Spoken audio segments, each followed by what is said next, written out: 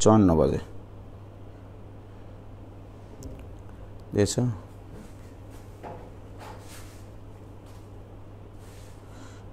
কই আমি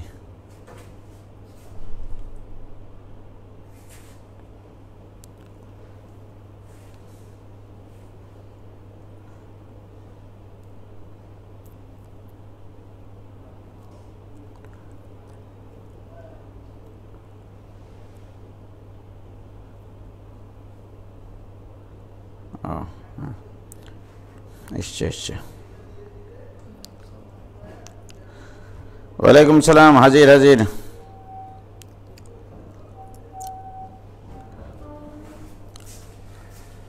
কিলো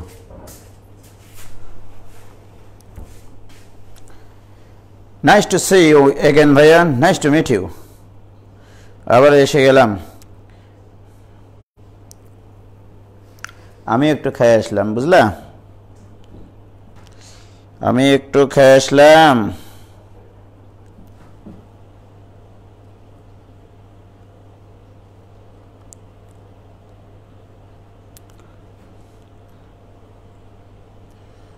মিথিলা ফারজানা ওয়ালাইকুম সালাম এবারে কিন্তু পেটে কিছু পড়েছে হ্যাঁ সুতরাং আবার কেউ বলবা না খিদা লেগেছে ভাইয়া তাড়াতাড়ি ক্লাস শুরু করেন আর তাড়াতাড়ি ছুটি দিয়েন এসপি দাস ওকে আজকে খুবই সুন্দর একটা টপিক পড়াবো সেটা আমরা খুবই মনোযোগ সহকারে পড়ব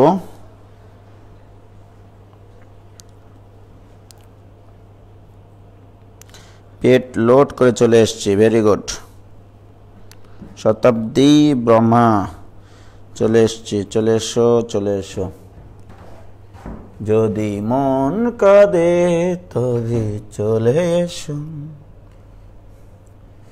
আজকে আমরা কিছু জিনিস শিখবো বুঝলা সেটা হচ্ছে যে কি জিনিস জানো হেভি জিনিস তোমরা এরকম জিনিস তোমরা জানো যে এখানে যদি একটা ভেনচিত্র হয় এটা এর ভিতরে যদি দুটা সেট থাকে এ ইউনিয়ন বি মানে এ এবং বি দুটা সেট এটা হচ্ছে এস সেট ওকে এস সেটের মোট উপাদান সংখ্যা যদি এন অফ এস হয় এস মনে করো অনেক কিছু নির্দেশ করে ঠিক আছে কোনো ঘটনা নির্দেশ করে ঘটনা জগৎ নির্দেশ করে রাইট এন অফ এ মানে এ সেটের উপাদান সংখ্যা এন অফ বি মানে বি সেটের উপাদান সংখ্যা n of A intersection B মানে এ এবং বি এর কমন ঘটনা আর কি এ এবং বি একসাথে ঘটার সম্ভাবনা বা সম্ভাবনা না ঠিক সরি উপাদান সংখ্যা এ ইন্টারসেকশন বি এর উপাদান সংখ্যা আর n of A union B মানে কি এ অথবা বি এর উপাদান সংখ্যা ঠিক আছে তাহলে এইটা মানে তোমরা 9 10 এ শিখেছিলা n of A plus n of B minus n of A intersection B right এটা তোমরা লজিক জানো যে এ অথবা বি এর যে কোনো একটি ঘটনা মানে যে কোনো একটি ঘটনা ঘটার মানে ঘটনা আসলে এ অথবা বি ঘটার উপাদান সংখ্যা আর কি সেটা হচ্ছে n of A plus n of B minus n of A intersection B অর্থাৎ এই অঞ্চল পুরাটুকুটা হচ্ছে এই যে এই পুরা অঞ্চলটুকু হচ্ছে এ ইউনিয়ন বি তোমরা জানো তো কি করেছি আমি এর উপাদান সংখ্যা নিয়েছি অর্থাৎ এই অঞ্চলটা নেওয়া হয়ে গেল আবার বি এর উপাদান সংখ্যা নেওয়ার সময় আবার এটা নেওয়া হয় বলে আমরা একবার এ ইন্টারসেকশন বিটা বাদ দিয়ে দিই রাইট তাহলে মনে করো যে আমি এবার যে জিনিসটা বোঝাতে চাচ্ছি সেটা আবার শোনো সেটা হচ্ছে মনে করো এ আবুল বাবুল কাবুল এবং ডাবুলের জন্য আবুল বাবুল কাবুল এবং ডাবুলের জন্য তুমি 4টা চিঠি লিখেছো ওকে এইবার এইটা হচ্ছে একটা খাম, এটা একটা খাম, এটা একটা খাম, এটা একটা খাম। ওকে, এই খামটা আবুলের চিঠি থাকবে এই খামে, এখানে বাবুলের চিঠি থাকবে, এখানে কাবুলের চিঠি থাকবে, আর এখানে ডাবুলের চিঠি থাকবে। এইটা হচ্ছে তোমার সঠিক উপায়, যে এ চিঠি যদি এই আবুলের খামেই থাকে, বি চিঠি যদি বাবুলের খামে থাকে, সি চিঠি যদি কাবুলের খামে থাকে, ডি চিঠি যদি ডাবুলের খামে থাকে, এইটা হচ্ছে সঠিক জিনিসকে সঠিক জায়গায় বসানো বলে এটাকে। ঠিক আছে, আমার প্রশ্ন হচ্ছে এ, বি, সি এবং ডি এদেরকে এই চারটা খামে কত উপায়ে রাখা যায় যেন যেন কোনো খাম মানে কোনো চিঠি সঠিক খামে না থাকে। অর্থাৎ এ এখানে না থাকে, তিনটার যে কোনো এক জায়গায় থাকতে পারে, সি এর খামে না থেকে যে কোনো জায়গায় থাকতে পারে, ডি এর জায়গায় না থেকে যে কোনো জায়গায় থাকতে পারে। এটাকে বলা হয় ডি অ্যারেঞ্জমেন্ট। আজকের টপিকটা কিন্তু একটু উঁচু লেভেলের, derangement. D arrangement.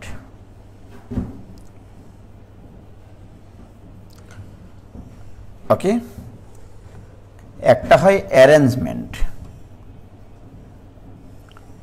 Arrangement, right? এটা হচ্ছে সাজানো ব্যবস্থা, আর এইটা হচ্ছে ভুল জায়গায় সাজানো ব্যবস্থা। মানে সহজ ভাষায়, যেখানে যার সাজানো মানে বসার কথা ছিল সেখানে না বসে সে ভুল জায়গায় বসবে, রাইট? তাহলে অ্যারেঞ্জমেন্ট আর ডি অ্যারেঞ্জমেন্ট দুটা বিষয় এরকম। তো আমি তোমাকে প্রশ্ন করব, চারটি চিঠি চারটি ভুল খামে কতভাবে রাখা যায়? প্রশ্নটা লেখো, চারটি চিঠি চারটি ভুল খামে কতভাবে রাখা যায়? ঠিক আছে, প্রশ্নটা লেখো।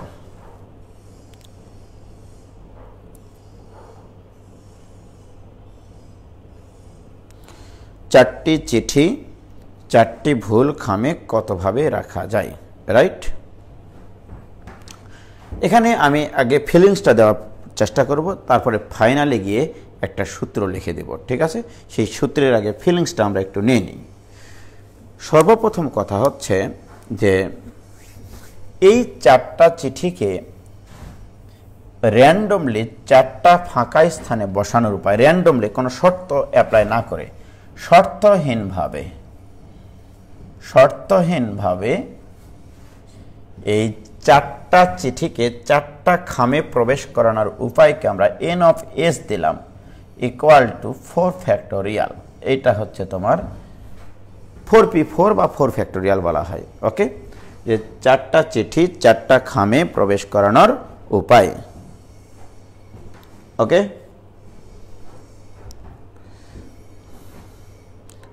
একটু দাঁড়াও ভাই, আমি একটু নিচে, চারটা চিঠি চারটা ভুল খামে প্রবেশ করানোর উপায়।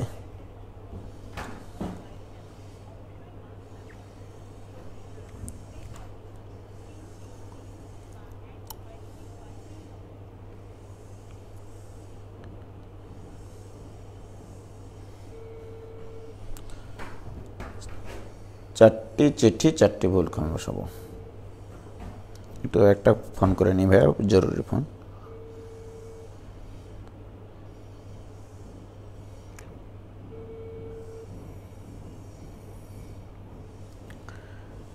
মোস্তাক,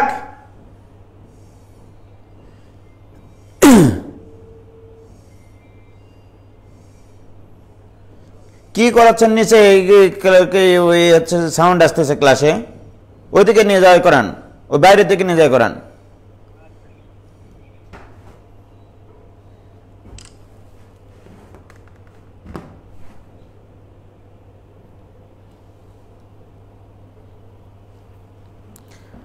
করায়নি, এখনো কেবল শুরু করলাম ভাইয়া, কেবল প্রবলেমটা শুরু করলাম। দেখো, শর্তহীনভাবে চারটা চিঠি চারটা খামে বসানোর উপায় হচ্ছে 4 ফ্যাক্টোরিয়াল, কোনো শর্ত দেয়নি। তাহলে এই যে 4 ফ্যাক্টোরিয়াল মানে 24, এই 24টা উপায়ের মধ্যে কিছু চিঠি সঠিক খামে আছে, হয়তোবা একটা চিঠি সঠিক খামে আছে, হয়তোবা দুটা চিঠি সঠিক খামে আছে, হয়তোবা তিনটা চিঠি সঠিক খামে আছে, হয়তোবা চারটা চিঠি সঠিক খামে আছে, এরকম হতে পারে, রাইট? আমার প্রশ্ন হচ্ছে, আমি যদি তোমাদেরকে বলি যে এন অফ এ মানে হচ্ছে একটা, মানে এ চিঠিটা সঠিক খামে থাকবে এমন ঘটনা, বা একটা চিঠি সঠিক খামে থাকবে এমন ঘটনা ধরে নিলাম আর কি। আমি যদি বলি যে এন অফ বি মানে বি চিঠিটা সঠিক খামে থাকবে, আমি যদি বলি এন অফ সি মানে সি চিঠিটা সঠিক খামে থাকবে, রাইট? তো আমার প্রশ্ন হচ্ছে, তাহলে এই জিনিসটা কি নির্দেশ করবে?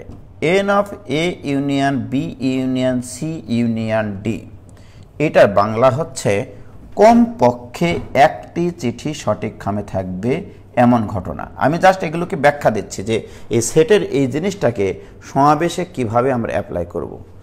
এটা মানে হচ্ছে কমপক্ষে একটি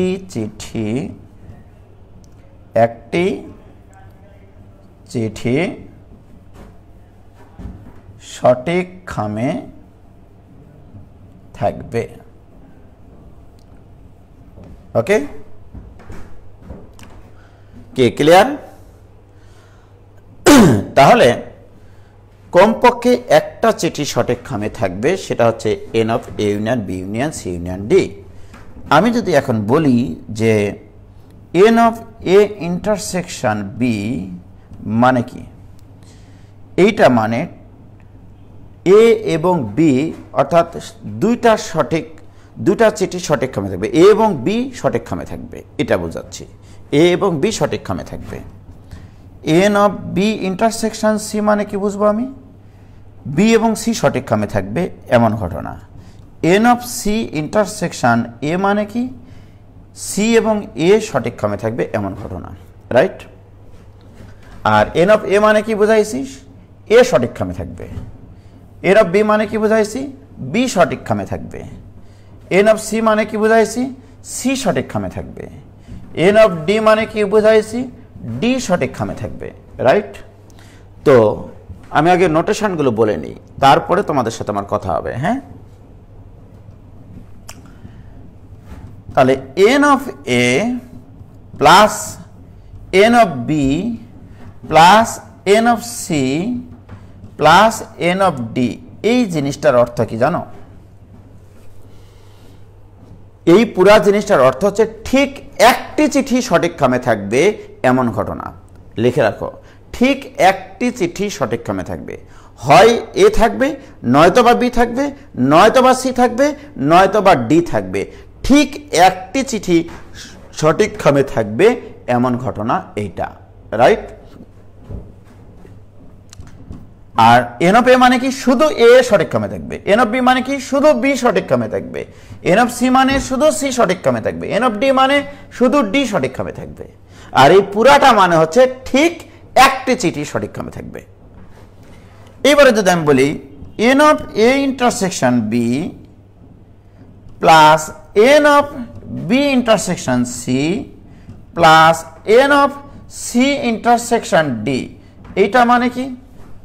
এটা মানে বলতে হবে ঠিক দুটি চিঠি সঠিক খামে থাকবে। তার মানে কি? এটা মানে কি? এ এবং বি সঠিক খামে থাকবে, অথবা বি এবং সি সঠিক খামে থাকবে, অথবা সি এবং ডি সঠিক খামে থাকবে। তাহলে এইটা মানে হচ্ছে ঠিক দুইটি চিঠি সঠিক খামে থাকবে। এই পুরা লাইনটার বাংলা হচ্ছে ঠিক একটি চিঠি সঠিক খামে থাকবে।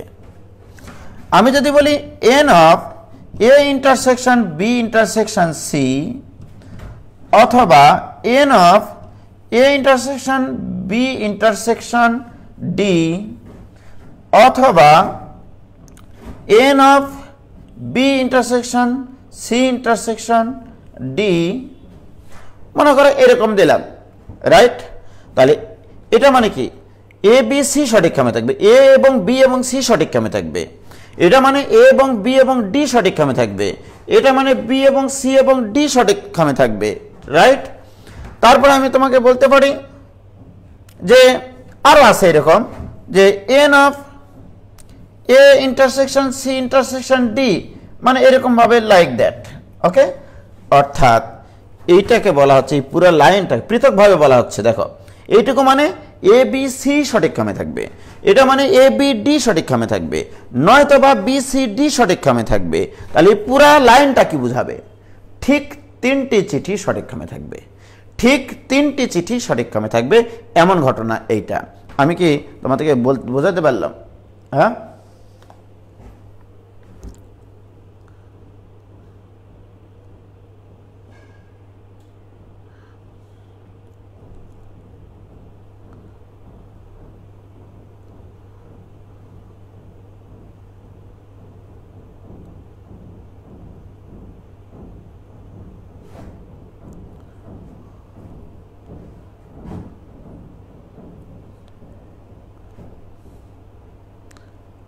কি হয়েছে? তোমরা নিজেরা নিজেদের মধ্যে কমেন্ট করা যদি না বাদ দাও, আমি ক্লাস থেকে বের হয়ে যাবো এখনই।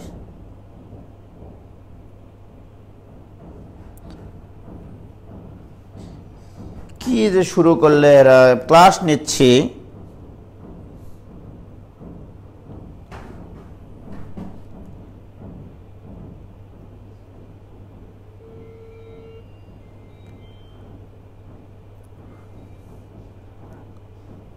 আব্বা আমি ক্লাস নিচ্ছি, আপনি বুঝছেন না?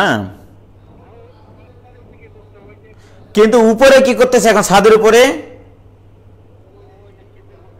তো আপনি শুনতে পাচ্ছেন না নাকি কান্দে?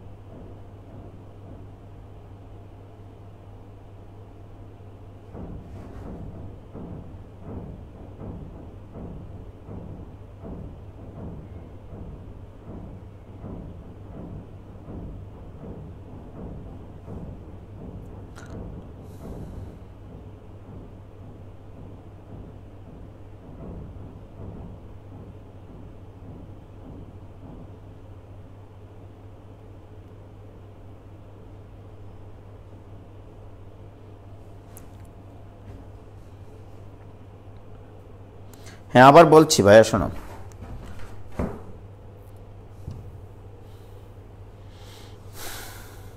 আমি এই নোটেশনগুলোকে যারা বলছি যে এন অফ এ মানে হচ্ছে এ চিঠিটা সঠিক খামে থাকবে।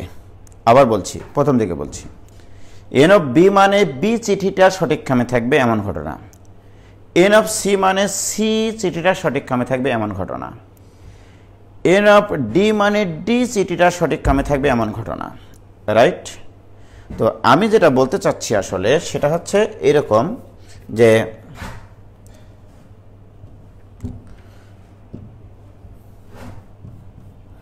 আমার এখানে 4টা খাম আছে, আমি বুঝাইনি একটু, তারপরে বলছি। মনে করো এটা এর জন্য বরাদ্দকৃত, এটা আবুলের চিঠি থাকবে এখানে, এটা সত্য। যদি শুধু এ সঠিক খামে থাকে, এখানে এ সঠিক খামে থাকে, রাইট, তাহলে এ চিঠিটা যদি আবুলের খামেই থাকে তাহলে এটা সঠিক জায়গায় থাকা, রাইট। তাহলে বাকি যে 3টা ঘর আছে, 3টা ঘর বি সি ডি দ্বারা পূরণ করা যায়। একটু ভাঙিয়ে নিই ব্যাপারটাকে, হ্যাঁ, কারণ এই জিনিসটা খুবই উঁচু লেভেলের, একটু বুঝতে কষ্ট হতে পারে, বাট আমি চেষ্টা করতেছি ক্লিয়ার করানোর। এখানে বি সি ডি থাকতে পারে, বি ডি সি থাকতে পারে, তারপরে সি বি ডি থাকতে পারে, সি ডি বি থাকতে পারে, রাইট। দেখো খেয়াল করো, তাহলে বি সি ডি হতে পারে, বি ডি সি হতে পারে, সি বি ডি হতে পারে, সি ডি বি হতে পারে, ডিবিসি হতে পারে, ডিসিবি হতে পারে। তাহলে এ সঠিক খামে থাকবে, বাকিগুলোর উপরে আমি কিন্তু শর্ত দিইনি। শুধু এ সঠিক খামে থাকবে এমন ঘটনা কয়টা? এমন ঘটনা আসলে বাকি তিনটা বর্ণকে সাজানোর উপায় 3 ফ্যাক্টোরিয়াল, এইটা জাস্ট এইটা, রাইট? বাকিগুলোর ভিতরেও কিন্তু সঠিক খামে কিছু জিনিসপত্র থাকতে পারে, সেটাই তো আমরা পরে বাদ দিব রে পাগলারা, রাইট? তাহলে শুধু এ সঠিক খামে থাকবে এমন ঘটনা, মানে এর উপরে যে এ খামটা আমি সঠিক খামে দেখতে চাই, বাকিগুলো কি হয়েছে সেটা দেখব না আমি। এ সঠিক খামে থাকবে এমন ঘটনা 3 ফ্যাক্টোরিয়াল, রাইট? অনুরূপভাবে আমি যদি বলি এবার যে বি সঠিক খামে থাকবে, বি সঠিক খামে থাকবে, তাহলে এটার কি উপায়? তাহলে বি কে সঠিক খামে রেখে বাকি তিনটা বর্ণকে যত উপায় সাজানো যায়, তাহলে এখানেও 3 ফ্যাক্টোরিয়াল, রাইট? এরকম ভাবে সি কে সঠিক খামে রেখে বাকিগুলোকে সাজানোর উপায় 3 ফ্যাক্টোরিয়াল। এরকম ভাবে ডি কে সঠিক খামে রেখে বাকিগুলোকে সাজানোর উপায় কি?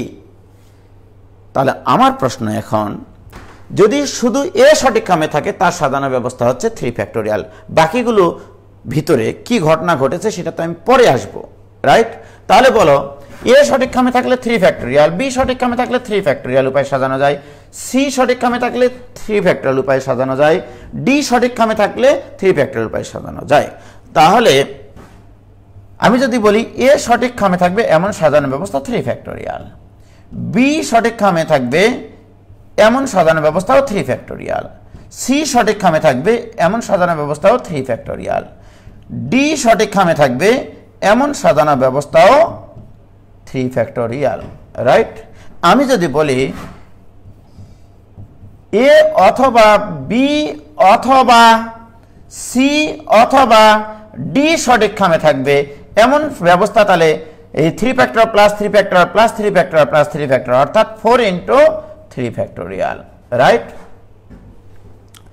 এটার অর্থ হচ্ছে ঠিক একটি চিঠি সঠিক খামে থাকবে এমন সাজানো ব্যবস্থা। এখন আমার প্রশ্ন, এগুলোর ভিতরে কিছু আছে যে বিও সঠিক খামে ঢুকে গেছে, আরো দুটা সঠিক খামে ঢুকে গেছে ধরে নাও, তো আমি সেগুলো এখান থেকে বাদ দিয়ে দিব। আর এটাই তো inclusion and exclusion theory, PIE method, অর্থাৎ প্রিন্সিপাল অফ, এটাকে বলা হয় principle of inclusion and exclusion theory, inclusion and exclusion, দেওয়া নেওয়ার রীতি, এক্সক্লুশন থিওরি, এটাকে বলা হয় দেওয়া নেওয়ার রীতি।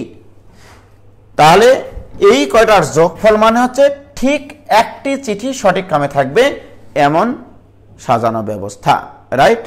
এবারে দেখো এখান থেকে কোনগুলো বাদ যাবে বলো। যেমন দেখো এখানে তো 4টা চিঠি একই খামে আছে, মানে সঠিক জায়গায় আছে। এ বি সি ডি যদি এইভাবে থাকে, আবুল আবুলের জায়গায়, বাবুল বাবুলের জায়গায়, কাবুল কাবুলের জায়গায়, ডাবল ডাবলের জায়গায়, এগুলো আছে।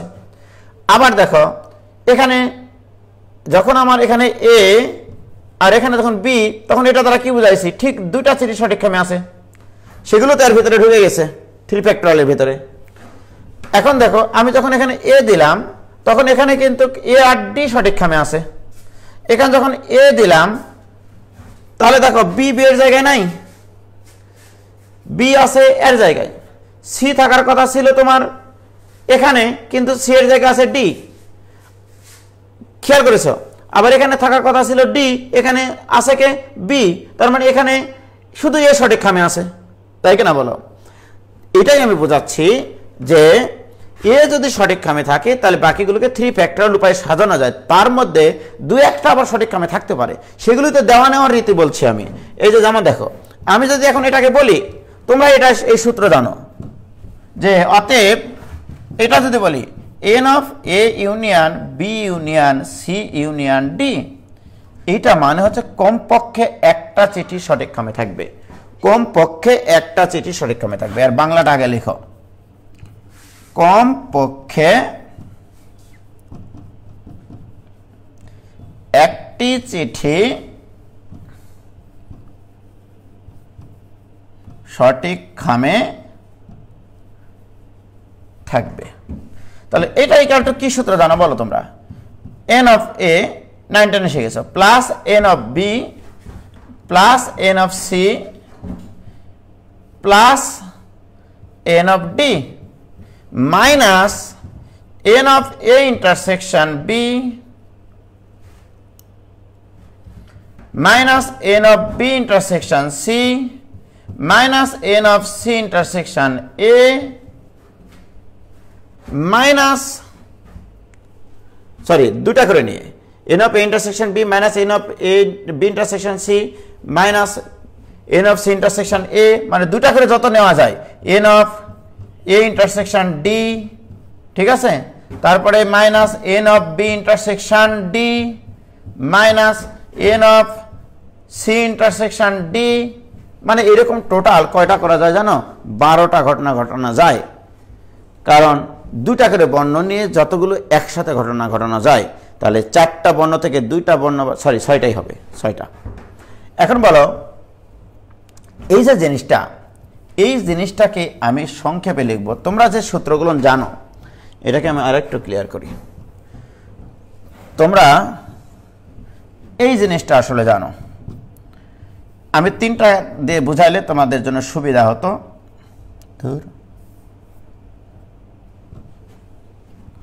n of a union b union c এর সূত্র কি জানতা তোমরা 9 10 n of a plus n of b plus n of c minus n of a intersection b minus n of a intersection c minus n of b intersection d plus n of a intersection b intersection c এটা 9 10 এর সূত্রটা ছিল কিনা বলো 3টা বর্ণের সংযোগের সূত্র তোমরা এটা শিখেছিলা এই জিনিসটাকে আমি একটু সংক্ষেপে প্রকাশ করছি এই পুরো জিনিসটাকে লিখব এরকম ভাবে summation of n of a এটা মানে হচ্ছে একটা করে অক্ষরের n নিয়ে তাদের যোগফল একটা করে অক্ষরের n নিয়ে তাদের যোগফল মাইনাস যদি কমন নিতাম আমি বাকিটাকে লেখা যেত summation of n of a intersection b এইটা মানে a এবং b এর দুইটা করে অক্ষরের ইন্টারসেকশনের যোগফল প্লাস 3টা জিনিসের যেহেতু যোগফল একটাই আছে এখানে 3টা জিনিসের ইন্টারসেকশন যেহেতু একটাই আছে এখানে সামেশন লেখার দরকার নেই n of a intersection b intersection c অর্থাৎ এটাকে এইভাবে মনে রাখো a union b union c এই যে দেখো n of a union b union c equal to n of a এর সামেশন মানে একটা করে অক্ষর নিয়ে তাদের n of একটা করে অক্ষর তাদের যোগফল n of দুইটা করে অক্ষরের ইন্টারসেকশন তাদের যোগফল এইভাবে বুঝাই আমি যদি এখন তোমাদেরকে বলি এখন 4টা বর্ণের সূত্রে সামেশন দিয়ে লিখতে হবে n of a union b union c union d এইটা ইকুয়াল টু তাহলে লিখব এরকম ভাবে summation of n of a একটা প্লাস একটা মাইনাস একটা প্লাস একটা মাইনাস এভাবে চলবে একটা করে বর্ণের n নিয়ে তাদের যোগফল মাইনাস দুইটা অক্ষরের ইন্টারসেকশন নিয়ে তাদের যোগফল প্লাস 3টা করে অক্ষরের intersection n of a intersection b intersection c নিয়ে তাদের সামেশন কোথায় গো b ইন্টারসেকশন c হবে এখানে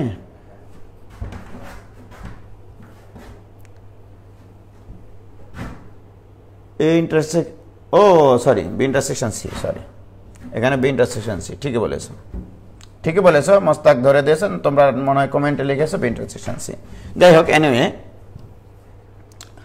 তাহলে এরপরেরটা কি হয় বলো দেখো একটা করে অক্ষরের n নিয়ে তাদের সামেশন দুইটা করে অক্ষরের ইন্টারসেকশনের সামেশন 3টা করে অক্ষরের ইন্টারসেকশনের সামেশন এরপরে আসবে মাইনাস তার একটা প্লাস একটা মাইনাস একটা প্লাস একটা মাইনাস দেওয়া নেওয়ার রীতি এরকম তাহলে n of intersection b intersection c intersection d তাহলে এইটা সূত্র এইটা কি ক্লিয়ার বলে সূত্রটা লেখা বুঝেছো কিনা এইটুকু আগে বলো তারপরে আমি বাকিটা বলছি সূত্রটা লিখেছো কিনা সেটা দেখো এইটা আগে বলো তারপরে আমি আগাচ্ছি কঠিন অঙ্ক না এটা সহজ অঙ্ক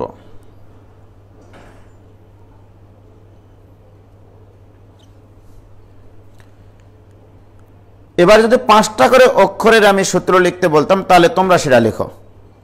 5টা করে অক্ষরের সূত্র লেখো। n of a union b union c union d union e, এইটা লেখো তোমরা। এটার সূত্র লেখো, এটার সূত্র লেখো। যদি সামেশন চিহ্ন না থাকে, সামেশন চিহ্ন যদি না থাকে তাহলে এস লেখো, তাহলেই হবে। এস মানে সামেশন বোঝাচ্ছি, মানে সামেশন এন অফ এ না লিখে লিখবা এস এন অফ এ, এইভাবে লেখো। সূত্রটা লেখো আগে, সবাই সূত্রটা লিখে কমেন্টে লেখো।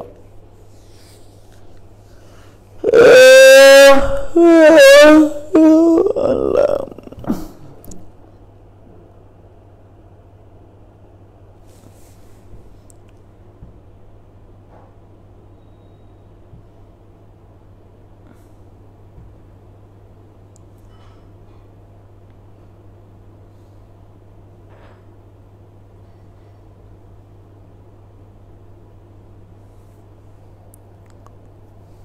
সূত্রটা লিখো 5টা অক্ষরের।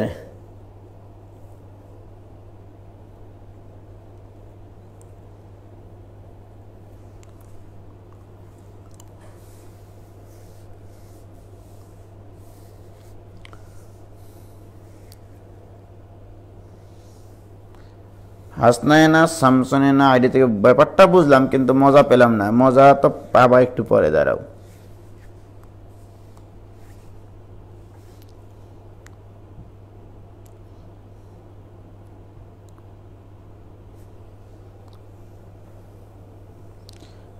লিখেছো তো, তোমাদের খাতায় লিখলে হবে।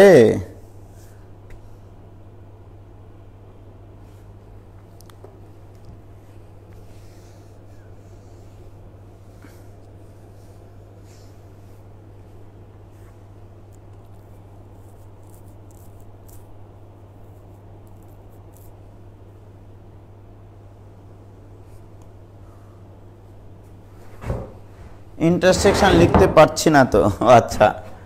তো দেখো আমার সাথে মিলে কিনা তোমাদের, তাহলেই হবে। হ্যাঁ, এটা মানে হচ্ছে summation of n of A, মানে একটা করে অক্ষরের এন নিয়ে তাদের যোগফল, minus summation of n of A intersection B, plus summation of n of A intersection b intersection c minus summation of n of a intersection b intersection c intersection d, 4টা করে অক্ষর নিলাম, plus finally 5টা করে অক্ষর যখন নিব তখন হচ্ছে একটাই ঘটনা ঘটানো যায়, এই জন্য সামেশন হবে না।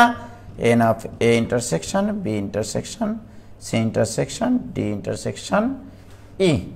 দেখো তো এইটা তোমরা লিখেছো কিনা? এটাই কি লিখেছিলা তোমাদের খাতায়? এটাই কি লিখেছিলা? ওরে বাপরে, অনেকে লিখে ফেলেছে।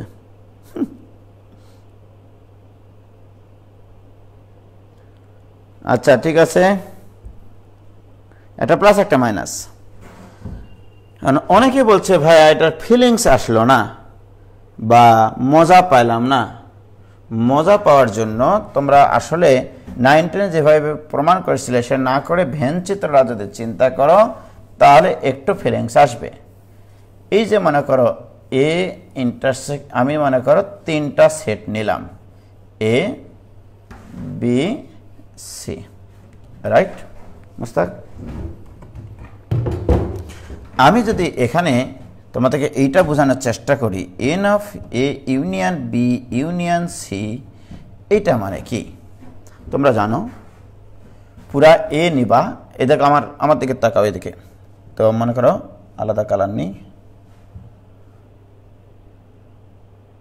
মনে করো এই কালার নিলাম।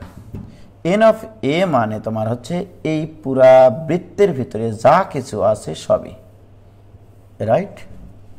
হয়েছে? এটা হচ্ছে এন অফ এ। তাহলে এন অফ এ নিয়ে নিলাম, ওকে? এই যে এগুলো হয়েছে। এবার এন অফ বি যখন নিবা তখন এইটুকু নিবা, এই যে এইটুকু হচ্ছে n of B, n of B, এই যে এইটুকু হচ্ছে এন অফ বি। তাহলে প্লাস এন অফ বি আমার কিন্তু হাতের দিকে তুমি তাকায়ও, রাইট? এইবার যখন তুমি এন অফ সি নিবা মোস্তাক, তাহলে আরেকটা অন্য কালি ইউজ করি আমরা, তাহলে বুঝতে সুবিধা হবে। এন অফ সি মানে এই যে দেখো এই অঞ্চলটুকু এন অফ সি, রাইট?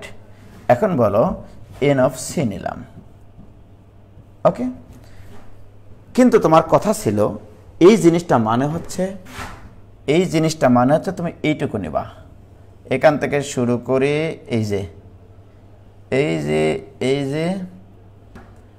এইটুকু নিবা তুমি। তোমার মোট কথা হচ্ছে এইটুকু যেন আসে, রাইট? এখন তুমি বলো এন অফ এ যখন নিয়েছো তুমি এই পুরাটুকু, এন অফ বি যখন নিয়েছো এই পুরাটুকু, এই অঞ্চলটুকু কয়বার নিয়েছো মোস্তাক? 2 বার। তাহলে বাদ দিয়ে দাও, minus n of A intersection B, এটা বাদ দিয়ে দাও, রাইট? আবার যখন তুমি এন অফ বি নিলা, এন অফ সি যখন নিলাম মোস্তাক এই অংশটুকু, তখন তাহলে তুমি এই অঞ্চলটুকু কয়বার নিয়েছো? এই যে জাস্ট এই অঞ্চলটুকু 2 বার নিয়েছো, তাহলে ওটাও বাদ দাও। হ্যাঁ, তাহলে minus n of A intersection C, তাহলে এইটা 2 বার ব্যবহার করেছে এই অঞ্চল, বাদ দিয়ে দিলা, এইটাও বাদ দিয়ে দিলা, ঠিক আছে? এইবারে বলো তুমি যখন এই যে এই অঞ্চলটুকু কমন নিয়েছিলা সেটুকু বাদ দেবা না?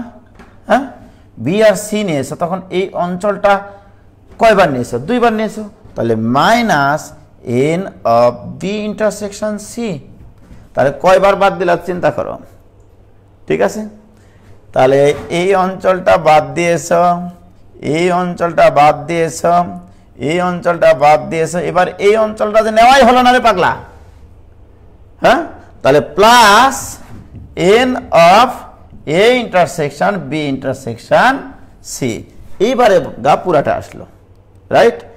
দেখো এন অফ এ মানে এই পুরাটুকু নিয়েছিলা, এন অফ বি মানে এই পুরাটুকু নিয়েছিলা, এই অঞ্চলটুকু 2 বার ব্যবহার করেছিলা, বাদ দিয়েছো, এই অঞ্চলটুকু 2 বার ব্যবহার করেছিলা, বাদ দিয়েছো, এই অঞ্চলটুকু 2 বার ব্যবহার করেছো, বাদ দিয়েছো, কিন্তু এই অঞ্চলটা যা নেওয়াই হলো না তোমার, তাহলে ওটা যোগ করতে হবে না?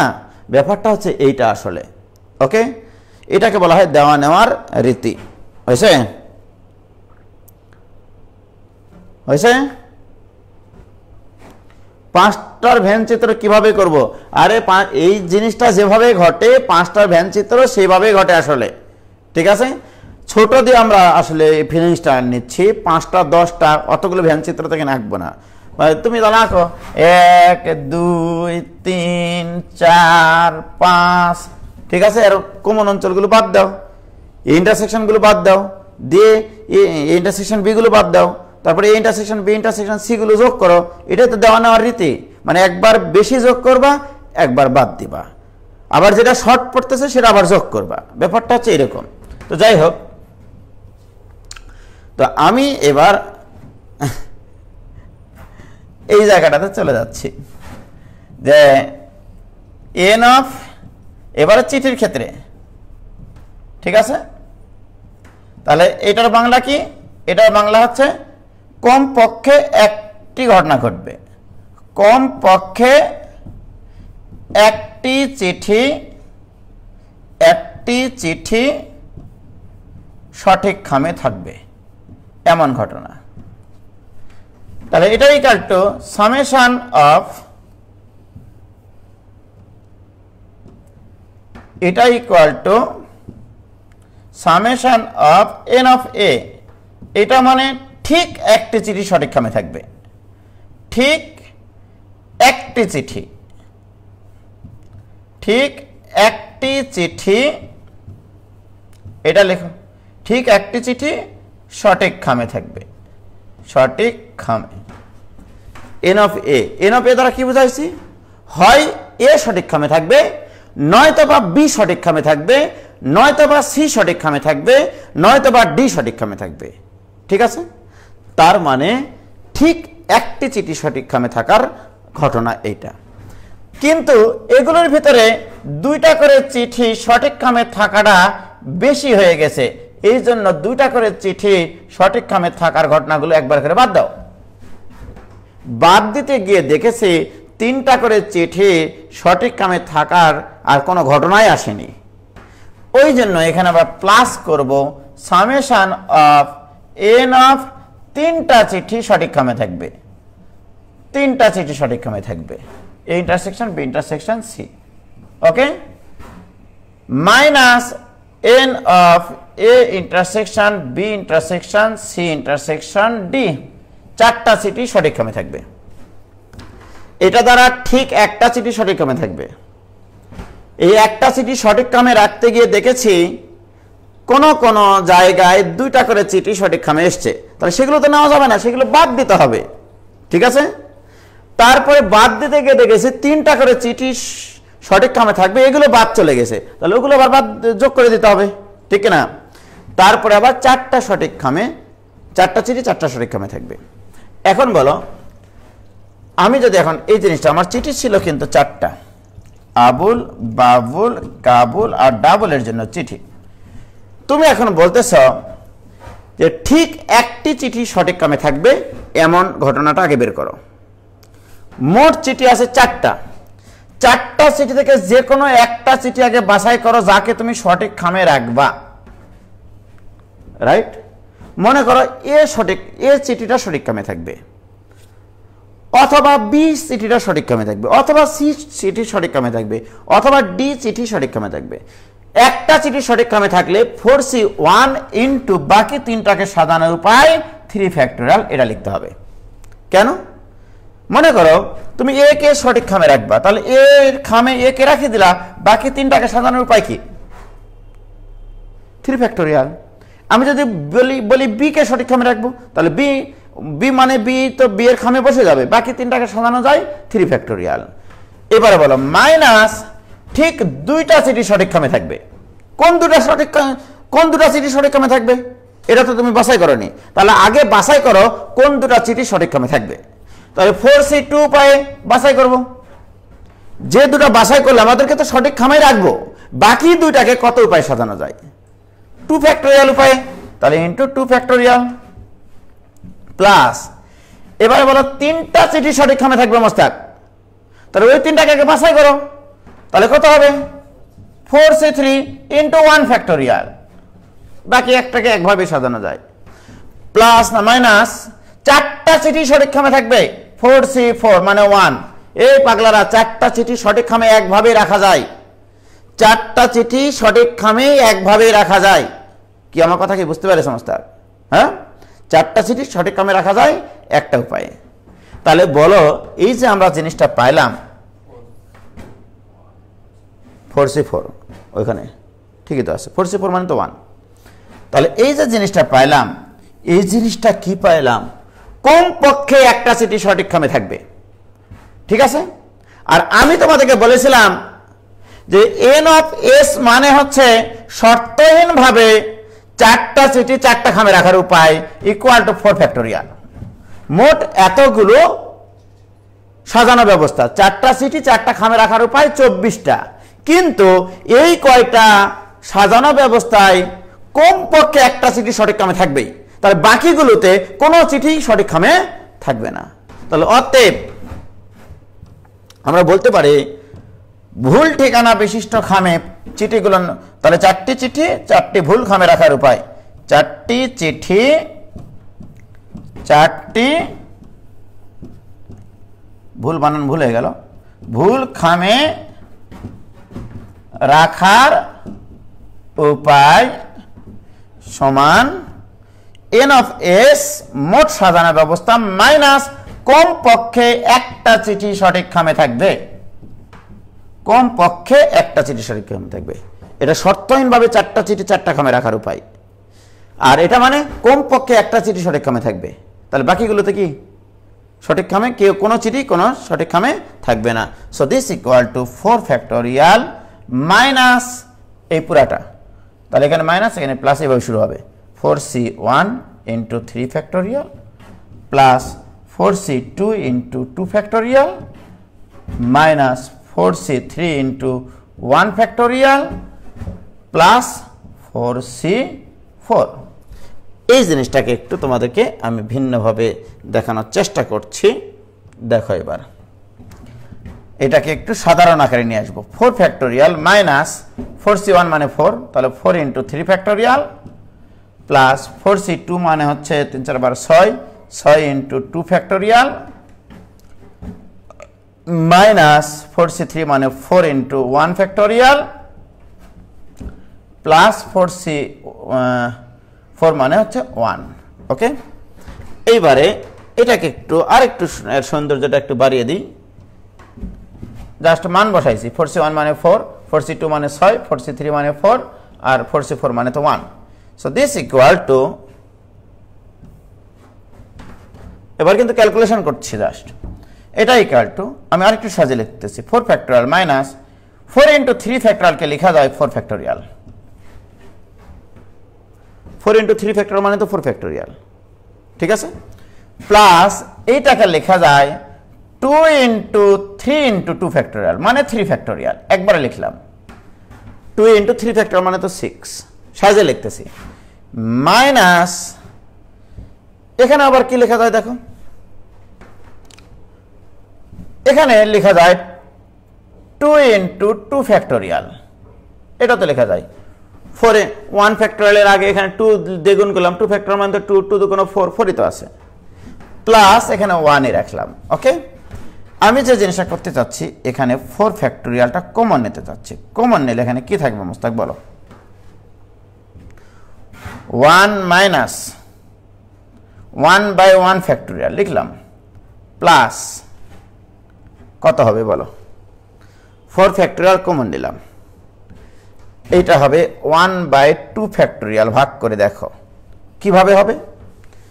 এখানে কত আছে মোস্তাক 12 আর এখানে আছে 24, তাহলে 24 দ্বারা ভাগ করে দিই 12কে, তাহলে 1 বাই 2 থাকে, 1 বাই 2 ফ্যাক্টোরিয়াল মাইনাস এখানে 4 ফ্যাক্টোরিয়াল কমন নিলে এখানে ভাগ করলে হবে 1 বাই 3 ফ্যাক্টোরিয়াল, ক্যালকুলেশন করে দেখো, প্লাস 1 বাই 4 ফ্যাক্টোরিয়াল। এক্সেলেন্ট একটা জিনিস পাইছি দেখো, 4 ফ্যাক্টোরিয়াল আমি কমন নিয়েছি, 4 ফ্যাক্টোরিয়াল মানে 24 কমন নিয়েছি, সোজা হিসাব, তুমি এই লাইন না লিখেও করতে পারতা, ঠিক আছে।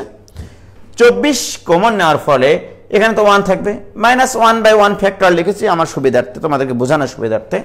এখানে আছে টোটাল 12, 12কে 24 দ্বারা ভাগ করলে 1 বাই 2, 1 বাই 2 মানে 1 বাই 2 ফ্যাক্টোরিয়াল মাইনাস এখানে আছে 4, 4কে 24 দ্বারা ভাগ করলে 1 বাই 6 মানে 3 ফ্যাক্টোরিয়াল আর 1 বাই 24 মানে 4 ফ্যাক্টোরিয়াল। তাহলে এই যে চারটা জিনিসকে চারটা ভুল জায়গায় বসানোর উপায় এটা, এইটাকে লেখা হয় অনেক সময় উল্টা ফ্যাক্টোরিয়াল দিয়ে ডিঅ্যারেঞ্জমেন্ট, অথবা এইভাবে লেখা হয় ডিঅ্যারেঞ্জমেন্ট অফ 4, এইটা ইকুয়াল টু 4 ফ্যাক্টোরিয়াল ইন্টু এইটাই হচ্ছে সূত্র।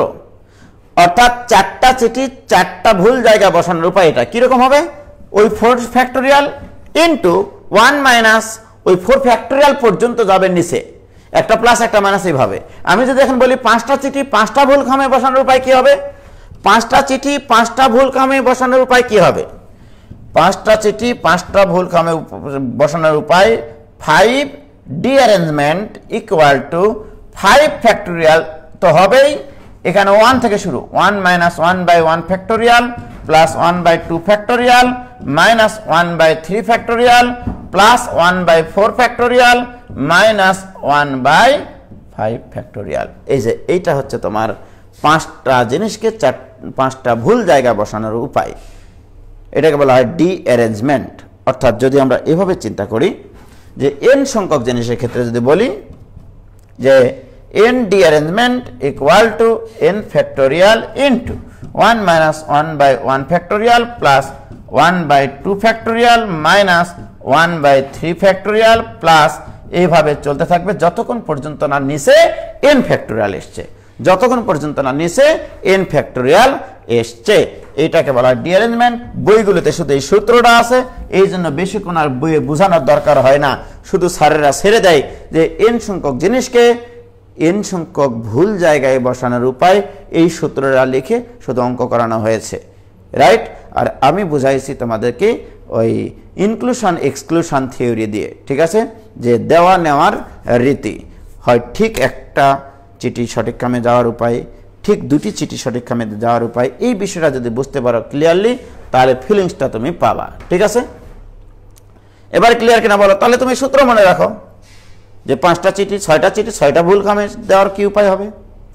এই ধরনের অঙ্ক আসতে পারে কিন্তু এরকম ভাবে যে 10 জন বন্ধু, রাইট, তাদের 10 জন বান্ধবীকে নিয়ে, নিজ নিজ বান্ধবীদেরকে নিয়ে সিনেমা দেখতে গেছে মোস্তাক। ঠিক আছে, বসুন্ধরা সিটিতে স্টার সিনেপ্লেক্সে। ঠিক আছে, সিনেমা দেখছে বন্ধুরা তাদের বান্ধবীদেরকে নিয়ে, যে বন্ধু তার নিজস্ব বান্ধবীকে নিয়ে সিনেমা দেখতেছে। হঠাৎ করে কারেন্ট চলে যায়। ঠিক আছে, কারেন্ট আসার পরে দেখা গেল কোন বন্ধু তার সঠিক বান্ধবীর কাছে নাই। এই দুর্ঘটনাটা কতভাবে ঘটতে পারে, এই প্রশ্ন ধরে নাও। ঠিক আছে, এই দুর্ঘটনাটা কতভাবে ঘটতে পারে? 10 জন বন্ধু 10 জন বান্ধবীকে নিয়ে সিনেমা দেখতে গেছে, রাইট, কোথায়? স্টার সিনেপ্লেক্সে। হঠাৎ করে কারেন্ট চলে গেছে। কারেন্ট আসার পরে দেখে কোনো বন্ধু তার সঠিক বান্ধবীর কাছে নাই বসে। এই দুর্ঘটনাটা কতভাবে ঘটতে পারে? এটাই হচ্ছে ডিঅ্যারেঞ্জমেন্ট, রাইট। যেখানে আবুলের থাকার কথা ছিল আসমার পাশে বসে, সেখানে দেখা গেল আবুল আরেকজনের পাশে যায় বসে আছে, রাইট। তো এই দুর্ঘটনাটা কতভাবে ঘটতে পারে? This is called ডিঅ্যারেঞ্জমেন্ট।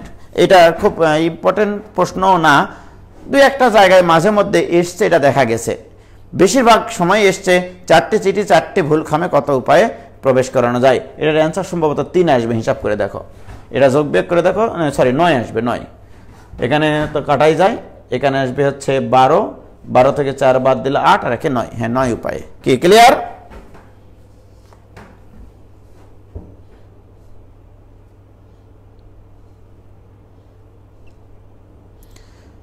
কি হয়েছে?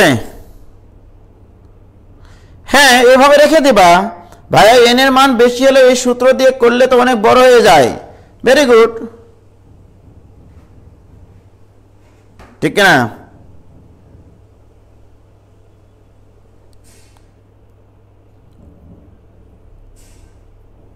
না, এই যে গালিব হাসনাইন বলছে যে ডিঅ্যারেঞ্জমেন্ট না, এটা এক না ভাই। আজকে ছেড়ে দেন, পাগলা হয়ে গেলাম।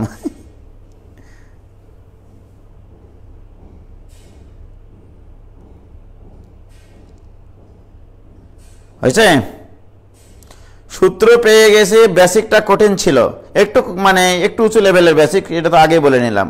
একবারে যদি সবকিছু বুঝতে চাও তা তো হবে না, কিছু কিছু ঘটনা তো আসবেই। ঠিক আছে, এটা যখন আরও দিনের পর দিন পড়তে থাকবা, বারবার পড়তে থাকবা, তুমি তোমার ওই যে সেটের যে সূত্রটা, ওইটার ফিলিংসটা যদি বারবার নিতে থাকো, এবং তোমরা তো ওটাকে সূত্র হিসেবেই এতদিন চিন্তা করেছো, আসলে ওই জিনিসটাকে আমরা কোথায় ব্যবহার করব, কি কি কাজে ব্যবহার করব। আসলে ইউনিয়ন মানে যে কোনো একটা ঘটনা ঘটার সময় কমপক্ষে একটা ঘটনা ঘটার ঘটনা, রাইট। ওইটা যে ওই যে ঠিক একটা করে জিনিস ঘটবে, তারপরে 2টা করে জিনিস ঘটার ঘটনাগুলো অতিরিক্ত এসে এই জন্য বাদ দিয়েছো, বাদ দিতে গিয়ে দেখেছো 3টা ঘটনাগুলো একবারে সবগুলো বাদ চলে গেছে, সেগুলো আবার অ্যাড করতে হবে। এটাই হচ্ছে ইনক্লুশন এক্সক্লুশন থিওরি। কি ক্লিয়ার ভাইজান? এবার ক্লিয়ার?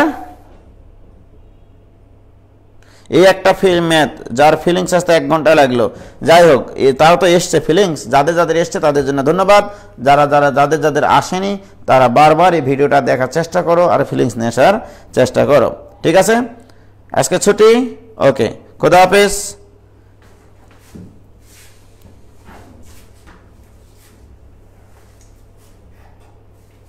ভাইয়া ছুটি দেন আজকের মতো। ঠিক আছে, ছুটি। আমি তো বুঝি রে ভাই তোমাদের মনের অবস্থা। হ্যাঁ।